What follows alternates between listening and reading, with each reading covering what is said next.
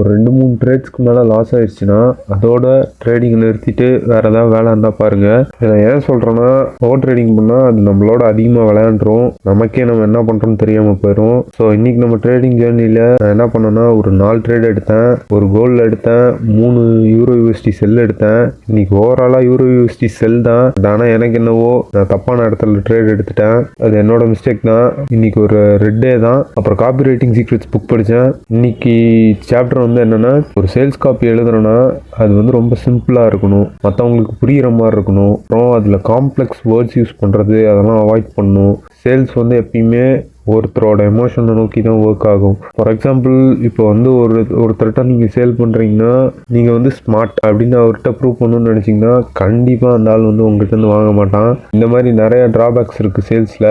எப்பயுமே சேல்ஸை வந்து சிம்பிளாக வச்சுக்கணும். அது வந்து குரூப்புக்கு விற்கிற மாதிரி இருக்கக்கூடாது. ஒரு பர்சன் டு பர்சன் இன்ட்ராக்ஷன் இருக்க மாதிரி ஒரு சேல்ஸ் காப்பி எழுதுனா தான் அது எப்பயுமே நல்ல சேல்ஸை பூஸ்ட் பண்ணும். இன்னைக்கு சாப்டரோட சம்மரி அவ்வளோதான். என்னோட ட்ரேடிங் ஜேர்னியை தெரிஞ்சுக்க என்னை ஃபாலோ பண்ணிக்கோங்க. ஒரு ரெட் டே வந்தால் நீங்கள் எப்படி ஃபீல் பண்ணுவீங்கன்றதை கமெண்ட்டில் சொல்லுங்கள்.